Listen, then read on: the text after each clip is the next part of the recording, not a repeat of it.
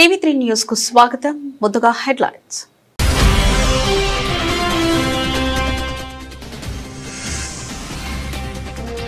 Japan వేదికగా big news. 200 మంది business delegations ను టోక్యోలో భారత్ వ్యాపార గర్జన.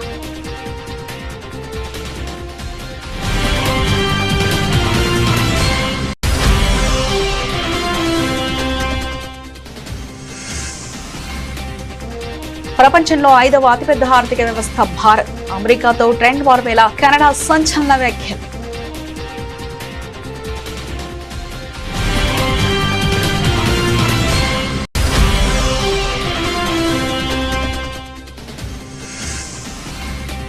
వన్ నేషన్ వన్ ఎలక్షన్ రాజ్యాంగబద్ధమే. కాంగ్రెస్ విమర్శలపై విరుచుకుపడ్డ శివరాజ్ సింగ్ చౌహాన్.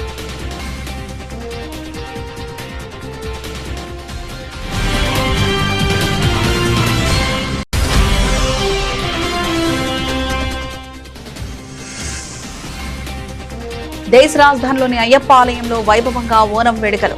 కేరళ సంస్కృతికి అర్థం పట్టిన వేడుక.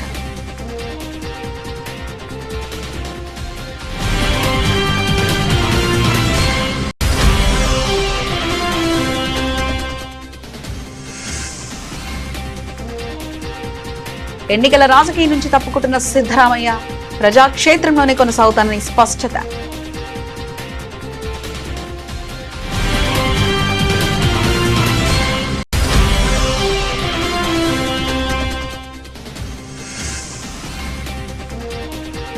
బీసీ రిజర్వేషన్లు అడ్డుకున్నది చంద్రబాబే. ఆధారాల సహా బయటపెట్టిన మాజీ సీఎం వైఎస్ జగన్.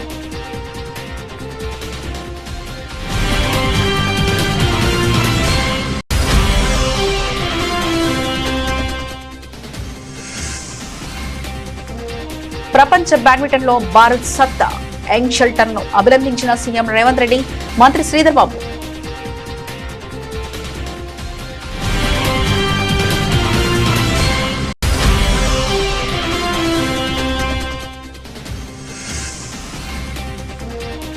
గోదావరి పుష్కరాలపై ముఖ్యమంత్రి చంద్రబాబు సమీక్ష. మొత్తం 4026 కోట్ల వ్యయంతో 4932 పనులు.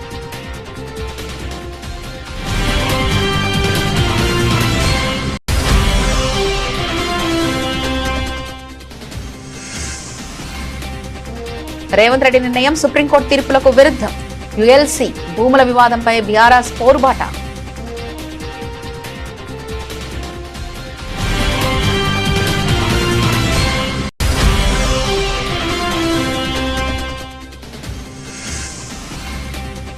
$900 కోట్ల ప్రాజెక్టు 10,000 కోట్లకు చేరింది. చంద్రబాబు తీరుపై ఎమ్మెల్యే తాటిపర్తి ఫైర్.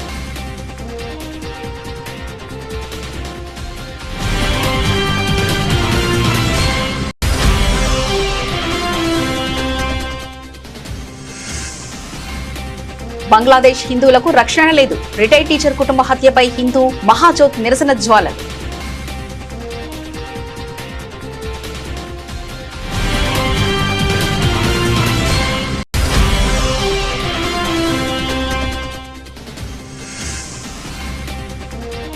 టాక్సీ విడుదలకు ముందు ధర్మస్థలంలో రాకింగ్ స్టార్ యాష్ శ్రీ మంజునాథ స్వామికి ప్రత్యేక పూజలు.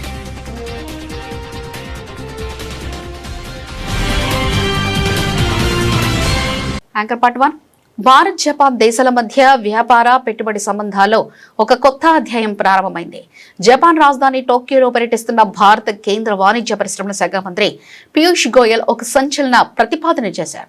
భారత్ జపాన్ స్టార్టప్లు మరియు పెట్టుబడిదారులను అనుసంధానించేందుకు ప్రముఖ టీవీ షో షార్క్ ట్యాంక్ తరహాలో ఒక పిచింగ్ సిరీస్ ను ప్రారంభించాలని ఆయన పిలుపునిచ్చారు.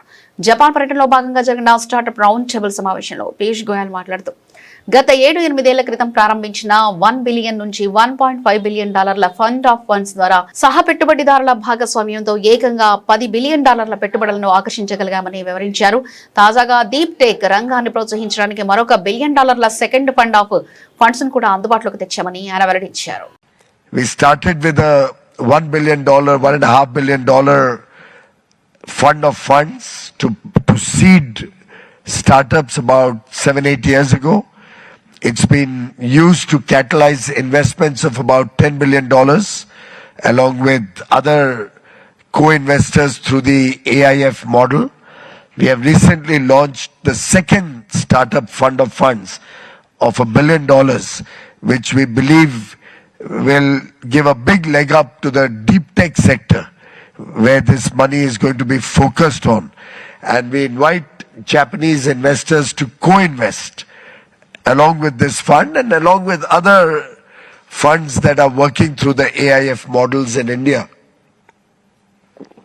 providing seed funds, credit guarantee, market access or ability to engage with the government for proof of concept or penetration into government procurement. Our effort is that no startup should ever falter or miss the bus for want of funding. And in that respect, Japan is an indispensable, a very valuable partner for India. With your industrial strength, with your technology outlook, with your large pool. అంతర్జాతీయ వాణిజ్య రంగంలో big development. అమెరికాతో తీవ్ర స్థాయి వాణిజ్య యుద్ధం ఎదుర్కొంటున్న Canada ఇప్పుడు తన ఆర్థిక వ్యవస్థను కాపాడుకునేందుకు ప్రత్యామ్నాయ మార్కెట్లపై దృష్టి సారించింది. ఈ క్రమంలో కెనడా ఆర్థిక మంత్రి భారతదేశాన్ని ప్రపంచంలోనే 5వ అతిపెద్ద ఆర్థిక వ్యవస్థగా కొనియాడమే కాకుండా వాణిజ్య వైవిధ్యీకరణలో భారత్ కీలక భాగస్వామి కానుందని స్పష్టం చేశారు. ఇటీవల అమెరికా విధించిన భారీ సుంకాలు మరియు ఇరు దేశాల మధ్య సత్సంబంధాలు దెబ్బతిన్న నేపథ్యంలో కెనడా ప్రభుత్వం తన ఎగుమతుల కోసం ఇతర దేశాల వైపు వేగంగా అడుగులు వేస్తుంది. అమెరికాపైనే ఆధారపడడాన్ని తగ్గించుకునేందుకు కెనడా విదేశీ పెట్టుబడులు మరియు ద్వైపాక్షిక వాణిజ్యం పెంచుకోవాలని భావిస్తుంది. ఈ వ్యూహంలో వేగంగా ఎదుగుతున్న భారత ఆర్థిక వ్యవస్థ తమకు అత్యంత ప్రధానమైందని Canada సంకేతాలిచ్చింది. Plan A has always been to build Canada, to remove interprovincial trade barrier, to make sure that we diversify. I'm going to be hosting the Finance Minister of India just tomorrow, 5th largest economy in the world, 1.4 billion people that want to trade with Canada, and at the same time to make sure that we do big things in this country. This country is a nation that does big things. Just think about Churchill Falls we did recently. That's another James Bay. You know, a whole generation of people have dreamed about that. 20,000 jobs. You're talking about 70 billion of investment. Look at what the Prime Minister announced yesterday with my colleagues, Mr. Joly and others, about shipbuilding. We're investing in Canada. We're investing in Canadians. We are building our country strong. That's the response that Canada needs to have. దేశంలో one nation one election ప్రతిపాదనపై రాజకీయ వేడి తీవ్ర స్థాయికి చేరింది. ఈ ప్రతిపాదన రాజ్యాంగ విరుద్ధమంటూ Congress senior నేత పి చిదంబరం చేసిన వ్యాఖ్యలను కేంద్ర మంత్రి శివరాజ్ సింగ్ చౌహాన్ తీవ్రంగా ఖండించారు. జమిలీ ఎన్నికలు రాజ్యాంగబద్ధమైనని, దేశ ప్రయోజనాల దృష్ట్యా ఇవి అత్యంత ఆవశ్యకమని ఆయన స్పష్టం చేశారు. దేశంలో ప్రతి కొద్ది నెలలకు ఏదో ఒక మూలన ఎన్నికలు జరగడం వలన ప్రభుత్వాలకు, రాజకీయ పార్టీలకు ఊహించని రీతిలో భారీగా ఖర్చులు పెరుగుతున్నాయని శివరాజ్ సింగ్ చౌహాన్ ఆందోళన వ్యక్తం చేశారు. పదే పదే ఎన్నికలు కూడా అమల్లోకి రావడం వల్ల సంక్షేమ పథకాలు, మౌలిక వసతుల కల్పన మరియు సమగ్ర అభివృద్ధి పనులకు తీవ్ర విఘాతం కలుగుతుందంటూ ఆయన గుర్తు చేశారు. मैंने चिदंबरम जी का वो बयान पढ़ा कि एक राष्ट्र एक चुनाव असंवैधानिक है और इसको लागू करने का कांग्रेस का जमीर इजाजत नहीं देता. आप किस जमीर की बात कर रहे हैं? एक राष्ट्र एक चुनाव 1952 में होता रहा, लोकसभा विधानसभा के चुनाव 57 में चुनाव 7 हुए, 62 में चुनाव 7 हुए, 67 में चुनाव 7 हुए. बाद में असंवैधानिक तरीकों से कांग्रेस ने निर्वाचित विरोधी सरकारों को गिराने का षड्यंत्र किया. उसके बाद यह व्यवस्था बिगड़ी. 1983 में विधि आयोग ने कहा कि एक साथ लोकसभा विधानसभा के चुनाव जरूरी है. चुनाव आयोग ये बात कह रहा है. 1918 में फिर विधि आयोग ने यह बात कही. असंवैधानिक कहां से हो गई? पूर्व राष्ट्रपति सम्मानीय रामनाथ कोविंद जी की कमेटी ने देश भर के चिंतक, मनीषी, विधिवेत्ताओं से चर्चा की और उसके बाद वो रपट तैयार हुई जिसमें एक राष्ट्र एक चुनाव की आवश्यकता को प्रतिपादित किया गया है. पहले लोकसभा और विधानसभा के चुनाव एक साथ हो और बाद में 100 दिन के अंदर बाकी चुनाव भी हो जाएं। ये लगातार होने वाले चुनावों ने न केवल खर्चा बढ़ाया है, सरकार का खर्चा और राजनीतिक दलों का खर्चा, बल्कि विकास को बाधित किया है। हमारे देश में 5 साल 12 महीने 30 दिन हर सप्ताह रोज और कोई काम हो ना हो एक काम जरूर। దేశ రాజధాని ఢిల్లీలో కేరళ సంస్కృతి సాంప్రదాయాలను కలయికగా ఓనం పండుగ వేడుకలు అత్యంత వైభవంగా జరుగుతున్నాయి. ముఖ్యంగా ఆర్కేపురంలోని ప్రసిద్ధ శ్రీ అయ్యప్ప స్వామి దేవాలయంలో ఉదయం నుంచే పండుగ వాతావరణం నెలకొంది. ఢిల్లీ మరియు పరిసర ప్రాంతాల్లో నివసిస్తున్న వేలాది మంది మలయాళీ భక్తులు ఆలయానికి తరలివచ్చి అయ్యప్ప స్వామిని దర్శించుకున్నారు. ఆలయ ప్రాంగణాన్ని రంగురంగుల పూలతో వేసిన విశిష్టమైన పూకలం పూల రంగువల్లులు చూపులను విశేషంగా ఆకట్టుకుంది. ఉదయాన్నే స్వామివారికి శ్రీవేలి పంతిరడి పూజ మరియు ప్రత్యేక అభిషేకాలు నిర్వహించారు. కేరళ సాంప్రదాయ పద్ధతిలో ఆలయాన్ని సర్వాంగ సుందరంగా అలంకరించారు. చెండమేళం వాయిద్యాలు ఆధ్యాత్మిక సంగీతం మారుమ్రోగుతుండటంతో ఆలయం వద్ద కేరళను తలపించేలా ఆధ్యాత్మిక వాతావరణం కనిపించింది. మహాబలి చక్రవర్తిని ఆహ్వానిస్తూ జరుపుకునే ఈ ఓనం పండుగ సందర్భంగా ఆలయ యంత్రాంగం భక్తులకు ప్రత్యేక ఏర్పాట్లు చేసింది. ఆలయ ప్రాంగణంలో సాంప్రదాయ ఓణం సంధ్యా పేరుతో ప్రత్యేక రుచులతో కూడిన విందు భోజనం మరియు అన్నదాన కార్యక్రమాలను నిర్వహించారు. ఢిల్లీలోని ప్రవాస మలయాళీలు సాంప్రదాయ వస్త్రధారణతో వచ్చి పూజలో పాల్గొని ఒకరికొకరు పండుగ శుభాకాంక్షలు తెలుపుకున్నారు. కర్ణాటక రాజకీయాల్లో అత్యంత చారిత్రాత్మక పరిణామం చోటు చేసుకుంది. వచ్చే ఎన్నికల్లో తాను బరిలోకి దిగడం లేదని, అయితే క్రియాశీలక రాజకీయాల్లో ఉంటూ ప్రజల కోసం తన గొంతును వినిపిస్తూనే ఉంటానని కర్ణాటక మాజీ ముఖ్యమంత్రి సిద్ధరామయ్య స్పష్టం చేశారు. ఓ కార్యక్రమంలో పాల్గొన్న ఆయనకు వచ్చే పార్లమెంట్ ఎన్నికల్లో పోటీ చేయాలని అభిమానులు మద్దతుదారులు కోరగా ఆయన ఈ మేరకు స్పందించి తన రాజకీయ భవిష్యత్తుపై స్పష్టత ఇచ్చారు. సామాజిక న్యాయం, అంతర్గత రిజర్వేషన్లు మరియు బహుజన వర్గాల హక్కుల పరిరక్షణే తన ప్రాథమిక సిద్ధాంతాలని సిద్ధరామయ్య పునరుద్ఘాటించారు. అధికారంలో ఉన్నా లేకపోయినా తాము ఎదుర్కొంటున్న సమస్యలపై నిరంతరం పోరాటం చేస్తానని వెల్లడించారు. ರಾಜಕೀಯ ಮಾತಾಡಬಾರ್ದು ಅಂತ ಇದ್ದೀನಿ. ಅವ್ರಿಗೆ ವಿರೋಧ ಇದ್ದಾರೆ ಬಿಜೆಪಿ ಮನುವಾದಿಗಳು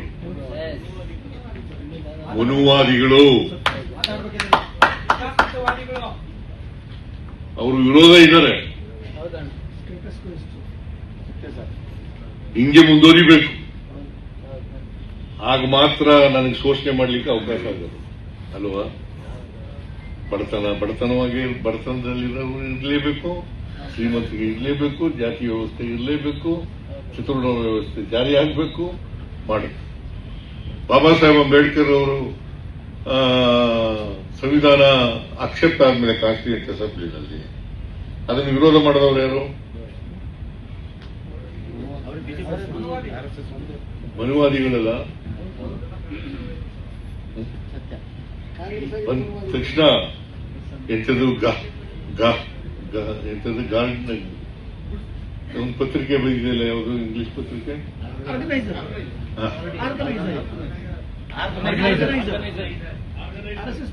ఆర్గనైజర్. ఆంధ్రప్రదేశ్ రాజకీయాల్లో బీసీ రిజర్వేషన్ల అంశం తీవ్ర దుమారం రేపుతుంది. స్థానిక సంస్థల ఎన్నికల్లో బీసీలకు 34% రిజర్వేషన్ను అడ్డుకుంది సీఎం చంద్రబాబునంటూ వైఎస్ఆర్సీపీ అధినేత మాజీ ముఖ్యమంత్రి వైఎస్ జగన్మోహన్ రెడ్డి సంచలన ఆరోపణలు చేశారు.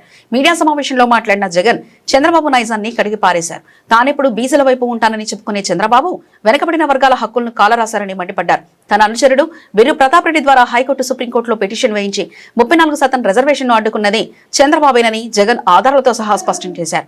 బీసీలకు రిజర్వేషన్ రాకుండా కోర్టులకు వెళ్లేది చంద్రబాబే, మళ్లీ ఏమీ తెలియనట్లు దొంగ ఏడుపులు ఏడుస్తూ మమ్మల్ని కోర్టుకు పోవద్దని చెప్పేది కూడా ఆయనే అని జగన్ ఎద్దేవా చేశారు. బీసీల అభ్యున్నతి విషయంలో నిజంగా ఎవరైనా సిన్సియర్గా కృషి చేశారంటే ఒక వైఎస్ఆర్సీపీ పార్టీ అని మాత్రమే ఘనంగా చెప్పగలుగుతాం.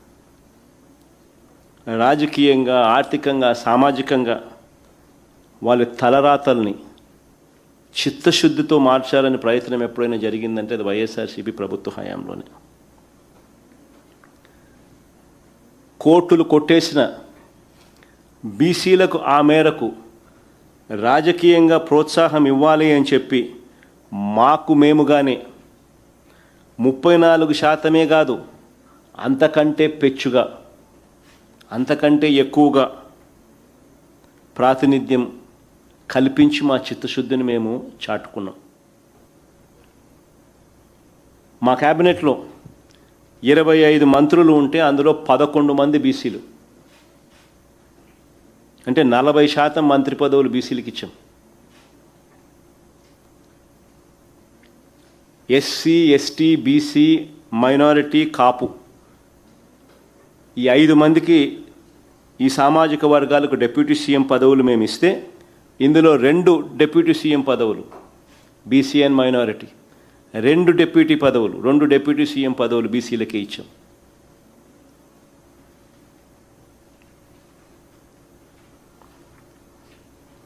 వైఎస్ఆర్సీపీ ప్రభుత్వం వచ్చిన తర్వాత రాష్ట్ర కోటాలో భర్తీ అయిన 11 రాజ్యసభ సీట్లకు 4 బీసీలను పంపించింది ఎవరైనా అంటే అది జగనే. అంటే దాదాపు 36% ప్రాతినిధ్యం ఇచ్చటం. అదే చంద్రబాబు నాయుడు గారు 2014 నుంచి 19 ఆయన ప్రీవియస్ రెజ్యూమ్ ఒకసారి గమనిస్తే ఒక్కరిని పంపించలా రాజ్యసభకు బీసీలను. మేము 4 పంపించినాం, 11 మందిలో 4. 36%. 25 లోక్సభ సీట్లలో 11 బీసీలకే ఇచ్చాం. అంటే 44% బీసీలకే ఇచ్చాం. 58 ఎమ్మెల్సీల్లో 58 ఎమ్మెల్సీ స్థానాలకు 28 స్థానాలు బీసీలకు ఇచ్చినాం. 28 ఎమ్మెల్సీలు బీసీలకు ఇచ్చినాం.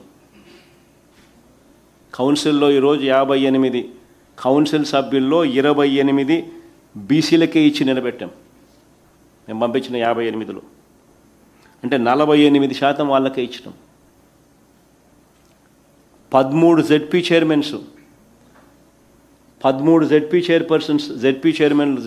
చైర్పర్సన్ పదవులు ఉంటే 6 అంటే 46% బీసీలకు ఇచ్చినాం. 13 మేయర్ పదవులు ఉంటే అందులో 9 అంటే 69% బీసీలకే ఇచ్చినాం.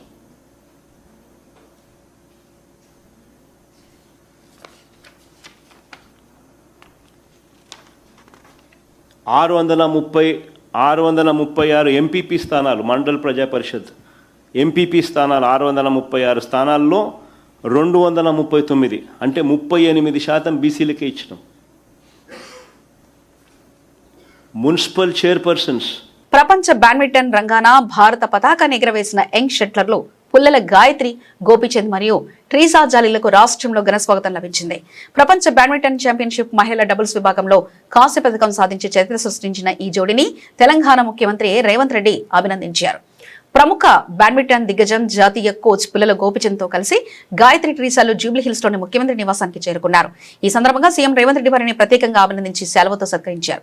ఈ కార్యక్రమంలో ఐటీ పరిశ్రమల శాఖ మంత్రి దుద్దిల శ్రీధర్బాబుతో పాటు ప్రముఖ బాజీ బ్యాడ్మింటన్ క్రీడాకారిణి పివివి లక్ష్మి కూడా పాల్గొన్నారు. వరల్డ్ ఛాంపియన్షిప్ లో అద్భుత ప్రదర్శనతో కాంస్య పథకాన్ని ముద్దాడి తెలంగాణ దేశానికి విశేష కీర్తి ప్రతిష్టలు తెచ్చిపెట్టారని ముఖ్యమంత్రి కొనియాడారు. భవిష్యత్తులో జరిగే ఒలింపిక్స్, ఆసియా గేమ్స్ వంటి అంతర్జాతీయ టోర్నీలో మరింత రాణించి స్వర్ణ పథకాలతో తిరిగి రావాలని సీఎం ఆకాంక్షించారు.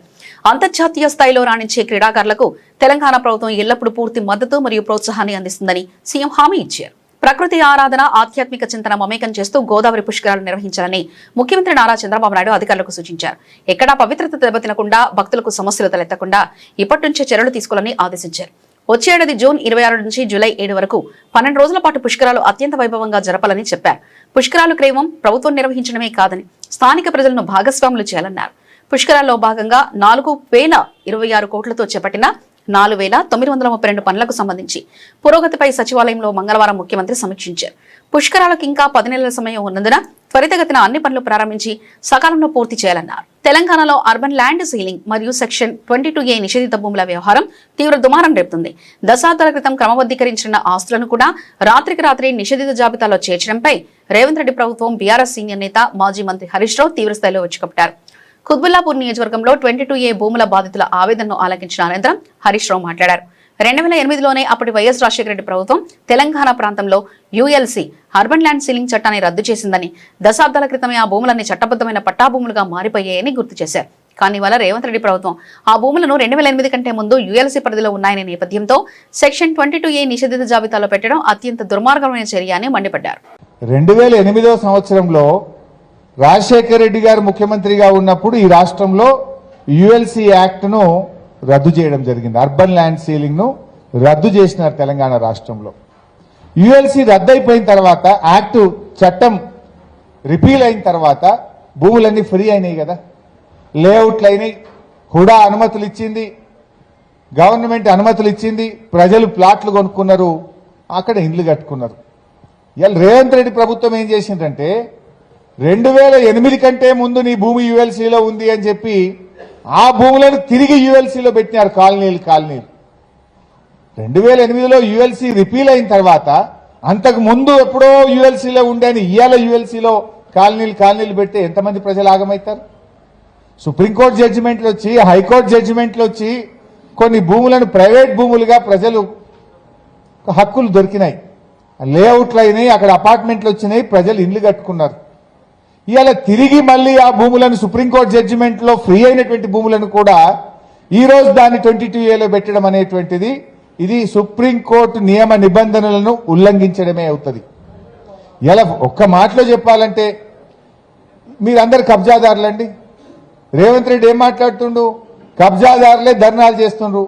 మీరు ఈ వయసులో 70 ఏళ్ల వయసులో 80 ఏళ్ల వయసులో పిలిస్తే కూడా మీరు రారు. పొలిటికల్ మీటింగ్ పెడితే మీ కడుపులో ఆవేదన ఉంది గనక, ఆందోళన ఉంది గనక, మీకు అన్యాయం జరిగింది గనక మాకు న్యాయం జరగాలని చెప్పి ఇలా మీరందరూ కూడా బయటకు వచ్చినటువంటి పరిస్థితి. దాన్ని అర్థం చేసుకొని చేసిన తప్పును సరి చేసుకోవాల్సిన ప్రభుత్వం ఇంకా ఉల్టా మిమ్మల్ని పట్టుకొని కబ్జాదారులు అనడం అంటే ఇదేదో పుండు మీద కారం చల్లినట్టు. మీరైనా కబ్జాదారులా? రూపాయి సంపాదించి కష్టపడి మీ జీవితం యొక్క కళ ఆ ఇల్లు అపార్ట్మెంట్ను మీరు కట్టుకుంటే ఇవాళ దాన్ని రాత్రికి రాత్రి 22A పెట్టి ప్రజలతో ఆడుకుంటున్నటువంటి పరిస్థితి. ఆంధ్రప్రదేశ్ రాజకీయాల్లో ప్రకాశం జిల్లా జీవనాడి వెలుగొండ ప్రాజెక్టుపై విమర్శల వేడి రాజుకుంది. తెలుగుదేశం పార్టీ మరియు చంద్రబాబు నాయుడుపై ఎర్రగొండపాలెం వైఎస్ఆర్సీపీ ఎమ్మెల్యే తాటిపర్తి చంద్రశేఖర్ తీవ్రస్థాయిలో విరుచుకుపడ్డారు. వెలుగొండ ప్రాజెక్టును చంద్రబాబు కేవలం ఎన్నికల లబ్ధి కోసమే వాడుతున్నారని ఆయన ఆరోపించారు. మీడియా సమావేశంలో మాట్లాడిన ఎమ్మెల్యే తాటిపర్తి చంద్రశేఖర్ 1996 పార్లమెంట్ ఎన్నికల్లో వెలుగొండ ప్రాజెక్టును చంద్రబాబు ఒక రాజకీయ పావుగా వాడుకున్నారని మండిపడ్డారు. ఆ ఎన్నికలు పూర్తయిన తర్వాత మళ్లీ 9 ఏళ్ల పాటు ఆ ప్రాజెక్టు వైపు తిరిగి కూడా చూడలేదని విమర్శించారు. అంతకంటే ముందు స్వర్గీయ ఎన్టీఆర్ కాలంలో కూడా ఆ ప్రాజెక్టు విషయంలో చేసిందేమీ లేదని ఆయన వ్యాఖ్యానించారు. దాదాపుగా 1962లో పూల సుబ్బయ్య గారు అనేటటువంటి ఒక ఎమ్మెల్యే ఎర్రగొండపాలెం నుంచి 2 పర్యాయాలు గెలిచినటువంటి వ్యక్తి మొట్టమొదట్లో ఆలోచించినటువంటి అంకురార్పణ జరిగినటువంటి ఒక ప్రాజెక్ట్. అందుకే శ్రీ జగన్మోహన్ రెడ్డి గారు వారి పేరు మీదనే ఆ ప్రాజెక్ట్ని జాతికి అంకితం చేసేటప్పుడు పూల సుబ్బయ్య వెలుగొండ ప్రాజెక్ట్ అని నామకరణం కూడా చేయడం జరిగింది. ఈ ప్రాజెక్టులో తెలుగుదేశం పార్టీకి కానీ తెలుగుదేశం ప్రభుత్వాలకి కానీ మొట్టమొదట ప్రచారం కోసం వాడుకోవడం తప్ప పనిలో భాగస్వాములు కానే కాదు. తెలుగుదేశం పుట్టక ముందు వచ్చినటువంటి ఆలోచన మొదలైనటువంటి ప్రాజెక్ట్ ఇది. తెలుగుదేశం ఎన్టీ రామారావు గారి ఆధ్వర్యంలో గెలిచిన తర్వాత చంద్రబాబు నాయుడు గారు వెన్నుపోటు ఆయనకు పొడిచి పార్టీని లాక్కున్నప్పుడు 1996లో పార్లమెంట్ ఎలక్షన్స్ వచ్చాయి. ఆ సమయంలో పశ్చిమ ప్రకాశంలో గెలవాలి అంటే వెలుగొండ ప్రాజెక్ట్ని ప్రచారంగా అస్త్రంగా వాడుకోవచ్చని 1996 ఏప్రిల్ 20 తారీఖున కొబ్బరికాయ కొట్టి శంకుస్థాపన చేసి శంకుస్థాపన పేరుతో 10 లక్షలు ఖర్చు పెట్టి ఆ 10 లక్షల ఖర్చు కూడా టెంటులకి సామానులకి తప్ప ప్రాజెక్టుకి కాదు అనేది రికార్డ్స్ చెప్తున్నటువంటి అంశం.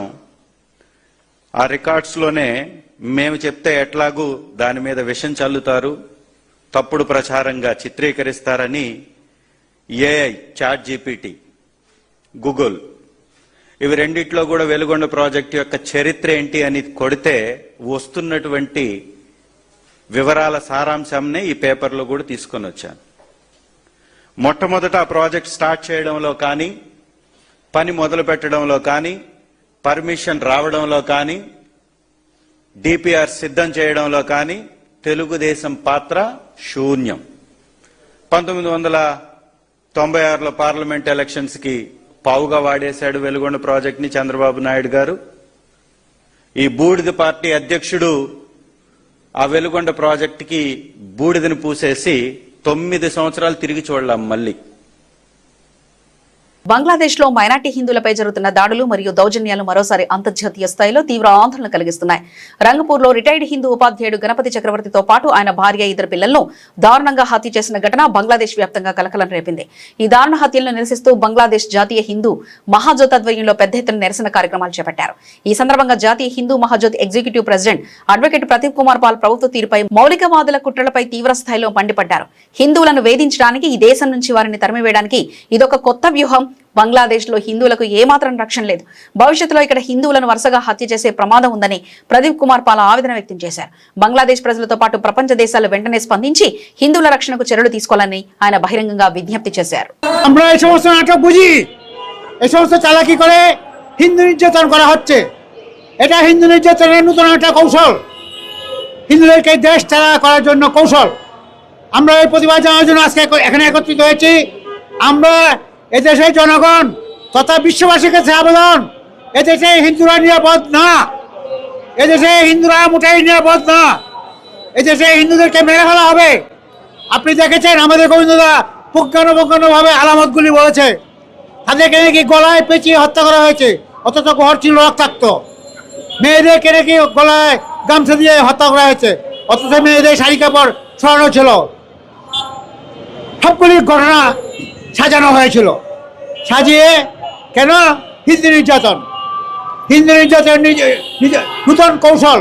Pan India star rocking star Yash నటించిన most awaited global action entertainer Toxics ప్రపంచవ్యాప్తంగా థియేటర్లో వచ్చేందుకు సర్వం సిద్ధమైంది. అయితే సినిమా విడుదలకు కొద్ది గంటల ముందు హీరో యాష్ కర్ణాటకలోని ప్రముఖ ఆధ్యాత్మిక క్షేత్రం ధర్మస్థలాన్ని సందర్శించారు.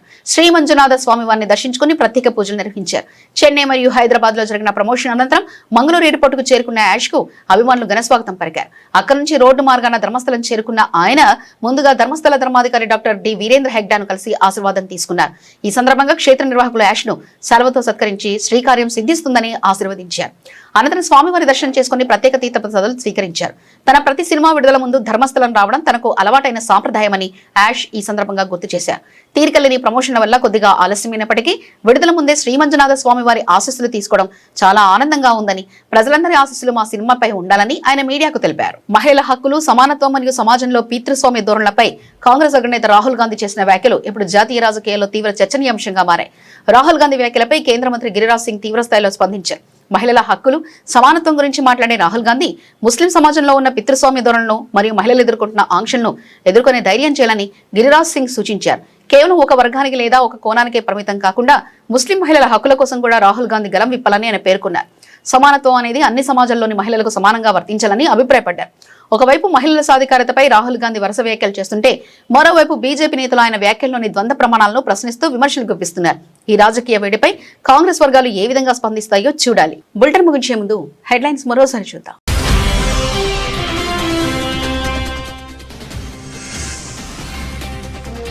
జపాన్ వేదికగా బిగ్ న్యూస్, 200 మంది బిజినెస్ డెలిగేషన్స్ ను టోక్యోలో భారత్ వ్యాపార గర్జన.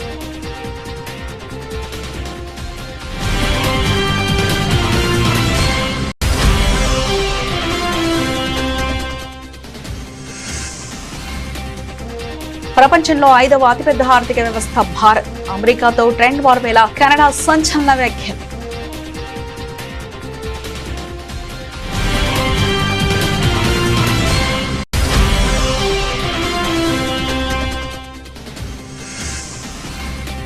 వన్ నేషన్ వన్ ఎలక్షన్ రాజ్యాంగబద్ధమే, కాంగ్రెస్ విమర్శలపై విరుచుకుపడ్డ శివరాజ్ సింగ్ చౌహాన్.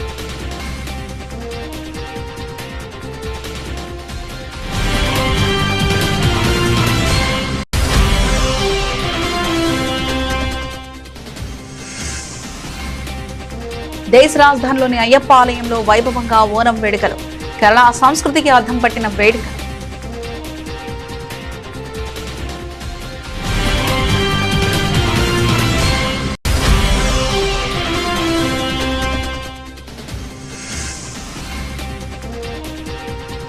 ఎన్నికల రాజకీయం నుంచి తప్పుకుంటున్న సిద్ధరామయ్య, ప్రజాక్షేత్రంలోనే కొనసాగుతానని స్పష్టత.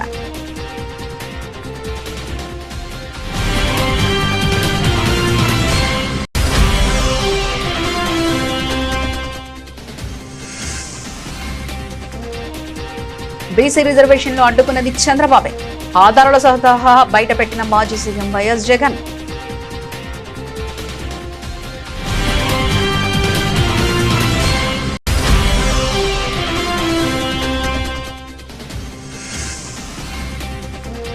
ప్రపంచ బ్యాడ్మింటన్ లో భారత్ సత్తా. యంగ్ షెల్టర్ ను అభినందించిన సీఎం రేవంత్ రెడ్డి, మంత్రి శ్రీధర్ బాబు.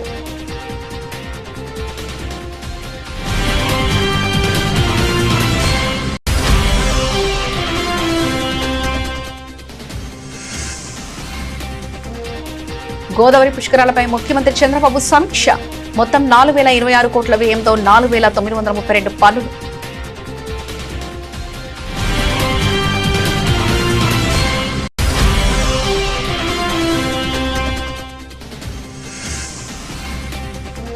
రేవంత్ రెడ్డి నిర్ణయం సుప్రీంకోర్టు తీర్పులకు విరుద్ధం.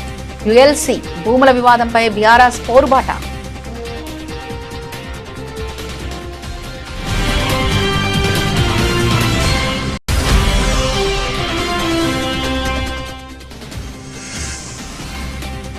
$900 కోట్ల ప్రాజెక్టు 10,000 కోట్లకు చేరింది. చంద్రబాబు తీరుపై ఎమ్మెల్యే తాటిపత్తి ఫైర్.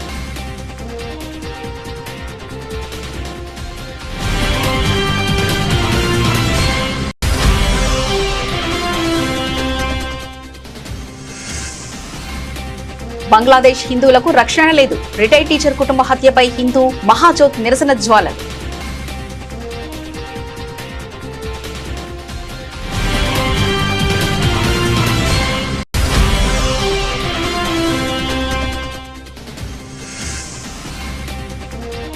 టాక్సీ విడుదలకు ముందు ధర్మస్థలంలో రాకింగ్ స్టార్ యాష్ శ్రీ మంజునాథ స్వామికి ప్రత్యేక పూజలు.